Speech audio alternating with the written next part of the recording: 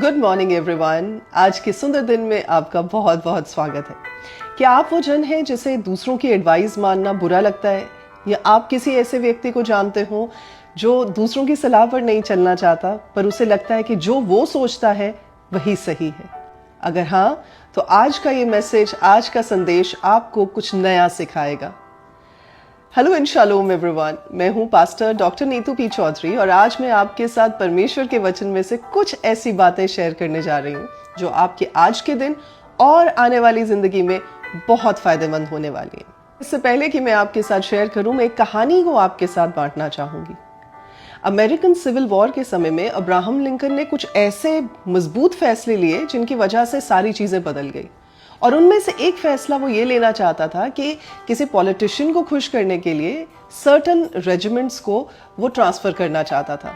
लेकिन जब secretary of war, जिसका नाम था एडविन स्टैंटन, उसने जब इस बात को सुना तो उसने कहा कि अब्राहम लिंकन पागल हो गया है, ही इज अ फूल। और एज इट इज ही जो उसने कहा था वो अब्राहम लिंकन तक पहुंचाया गया। उसने स्टैंटन की बात को सुना और उसने इस बात को कहा कि अगर सेक्रेटरी ऑफ वॉर ये बात कह रहा है, अगर स्टैंटन ने ये बात कही है कि मैं एक मूर्ख इंसान हूं, तो वो शायद सही कह रहा होगा, बिकॉज उसके फैसले गलत नहीं होते, उसका एक्सपीरियंस गलत नहीं होता है। और फिर दोनों लोग ने, जो दोनों इतने हाईली एक्लेम्ड बंदे थे, president of United states of America और साथ ही साथ सेक्रेटरी ऑफ वॉर, दोनों एक कमरे में बैठकर जब डिस्कशन करते हैं तो अब्राहम लिंकन इस बात को समझता है कि उसका फैसला गलत था और फिर वो उन ऑर्डर्स को नहीं पास करता। देखिए, कई बार जब हमें किसी चीज के बारे में सलाह दी जाती है, हमें लगता है हमारी अकल, हमारे एक्सपीरियंस के हिसाब से वो बात शायद गलत हो, इसलिए हम उसको एक्सेप्ट नहीं करते। लेकिन एक बड़ा प्यारा एग्जाम्पल है जो आप वचन में से पढ़ सकते हैं, जो खास तौर पर पहला राजाओं में, फर्स्ट किंग्स की किताब में आपको देखने को मिलेगा। चैप्टर नंबर 12 में आप देखें, यहाँ पर सोलोमन का लड़का रहूबियाम है, जिसको अगला किंग इजराइल का होने के लिए ठहराया गया है। लोग चाहते हैं कि वो राजा बने, बट प्रॉब्लम ये है कि जो ऑलरेडी इतना भारीपन सोलोमन की रेंस के, उसकी एम्पायर के समय में लोगों पर हुआ था, लोग अब ये चाहते थे कि उसका बेटा उन चीज़ों को ईज आउट करे, उन बर्डन्स को कम करे।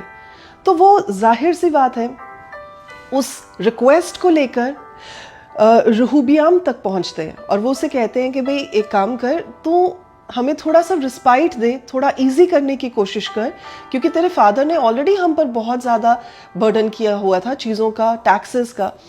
तो वो कहता है ठीक है, मैं 3 दिन के बाद आपसे बात करूँगा, आप वापस लौटिएगा। अब यहाँ पर उसके पास चॉइसेस थी और यहाँ पर उसके पास काउंसिल भी थी।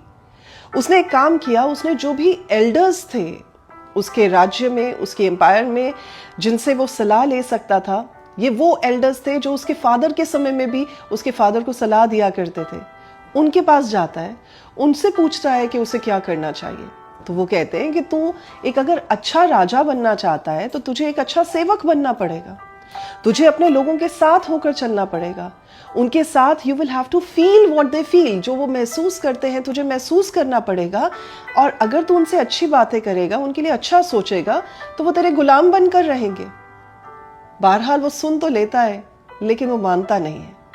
अब वो उन लोगों से जाकर काउंसिल मांगता है जो उसके साथ बड़े हुए थे, जो उसी की उम्र के थे, जिन्हें कोई एक्सपीरियंस नहीं था, जिनकी सोच बुजुर्गों की सोच से बहुत डिफरेंट थी। तो वो लोग इसे कहते हैं कि तेरे फादर ने जो किया तू उनके साथ उससे भी बुरा कर, जो उन्होंने किया उससे भी ज्यादा उनके ऊपर बर्डन डाल।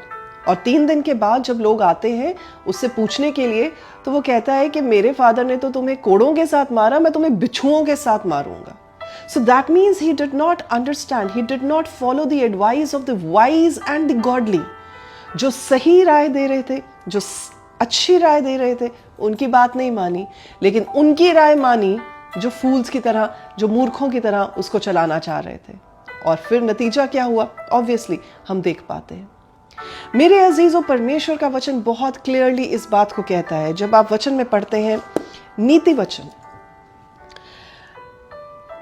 प्रोवर्ब्स, यहां पर चैप्टर 12 में 15 आयत में ये बात कही गई है, मूढ़ को अपनी ही चाल सीधी जान पड़ती है। यानी जो मूर्ख इंसान होता है उसे लगता है जो मैं सोच रहा हूं जो मैं जानता हूं, जो मैं करना चाहता हूं वही सही है। लेकिन आगे क्या लिखा है, पर जो सम्मति मानता है, यानी जो सही काउंसल मानता है, सही एडवाइस को मानता है, वह बुद्धिमान होगा, यानी वो वाइज होगा। आज मैं आपसे पूछना चाहती हूँ, आप किस कैटेगरी में हैं? क्या आप दूसरों की वाइज एडवाइस को लेकर मानते हैं, उस पर चलते हैं? क्या आप ऐसे लोगों को जानते हैं जो कि उस जगह पर हैं, जिन्हें आप सही एडवाइस दें, सही डायरेक्शन दें तो वो उसको फॉलो करते हैं? या आप दूसरी तरह हैं, जैसे रहूबियाम ने गलती की, आप भी उसी गलती के शिकार हैं? अगर आज ऐसा है तो आपके पास मौका है कि आप इस वचन को सुनकर, इस वचन को अपने मन में काम करने दें और अपनी राहों को सही करें। अगर नहीं तो परमेश्वर का वचन बताता है, मूर्ख जो होता है वो अपनी ही युक्तियों की वजह से गिर जाता है। आज मेरी आपके लिए प्रार्थना है कि आप अपनी गलतियों को देखने पाएं, आप अपने उन इम्प्रूवमेंट एरियाज को देखने पाएं और खास तौर पर आप उन जगहों पर देखने पाएं जहां पर लोगों ने आपको सही एडवाइस दी, सलाह दी, लेकिन आपने नहीं मानी। ऐसा नहीं है कि इंसान से गलती नहीं होती, हर इंसान से गलती होती है, हर इंसान गलतियां करता है। लेकिन जो मूर्ख होता है, जो फूल होता है, वो ये सोचता है कि वो एक एक्सेप्शन है, उससे कोई गलती नहीं हो सकती। So come on, let us just understand this और इसके मुताबिक अपने आप को, अपनी जिंदगी को एक बार फिर से सही होने का मौका दें। आइए इस समय प्रार्थना करते हैं और परमेश्वर से सही राय मांगते हैं। प्रभु जी, मैं धन्यवाद देते हुए एक बार फिर से आपके सब बच्चों को जो इस समय इस वचन को सुन रहे हैं, आपके सामने लेकर आती हूँ। प्रभु, मैं प्रार्थना करती हूँ कि जब आपके वचन के अनुसार आपने हमें सिखाया है कि आपकी गॉडली और सही एडवाइस की हमें ज़रूरत है, तो प्रभु होने दें कि हम ना ही सिर्फ सुनने वाले लोग ठहरें, लेकिन उस सही एडवाइस के ऊपर, उन सही सलाह के ऊपर चलने वाले लोग भी ठहरें। मेरी प्रार्थना है कि अगर आज हम में से कोई भी ऐसा जन है जो सलाह को रिजेक्ट करता आया है, सही एडवाइस को प्रभु जी रिजेक्ट करके आगे बढ़ता आया है और अपनी मूर्खता को एग्जिबिट करता आया है, प्रभु आज से राहें बदलने पाए। आज से आपके लोगों के मन को आप बदल दें। आज से प्रभु उन्हें अपनी विजडम के साथ और अपनी अकल और शांति के साथ भरें, ताकि प्रभु जी वो सही सलाह को सुन सकें और सही फैसलों को ले सकें। और अगर प्रभु आपके लोगों के पास सही एडवाइजर्स नहीं हैं, तो आज मेरी प्रार्थना है प्रभु जी, आप उन्हें वाइज, उन्हें गॉडली काउंसिल के साथ, गॉडली एडवाइजर्स के साथ सराउंड करने का मौका दें, ताकि मेरे परमेश्वर वो आप में सही तरह से और सही रीति से आपके वचन की पालना करते हुए अपने राहों को चला सकें, अपने कामों को बढ़ा सकें, अपने कदमों को आगे ले जा सकें। धन्यवाद देते हैं पिता, आप ही से हम सारी बातों की उम्मीद रखते हैं और आज भी हम आप ही के सामने इस प्रार्थना को रखते हैं, धन्यवाद के साथ प्रभु यीशु के नाम में, आमीन। अगर आज आपने इस वचन को सुना है और आप इस वचन के साथ उत्साहित हुए हैं या आप किसी और को उत्साहित करना चाहते हैं, तो do not forget to share this message with others. दूसरों के साथ इस मैसेज को शेयर करना मत भूलिएगा। आपका आज का दिन परमेश्वर में बहुत आशीषित हो और आप जो भी फैसले लें प्रभु में होकर, प्रभु की एडवाइस में, प्रभु के वचन में, परमेश्वर की समझ में होकर लें, ये मेरी आपके लिए प्रार्थना है। और आज आप परमेश्वर की उस वाइज काउंसिल में अपनी राहों को और अपने कामों को सक्सेसफुल होते हुए देखने पाएं, प्रभु यीशु के नाम में, आमीन।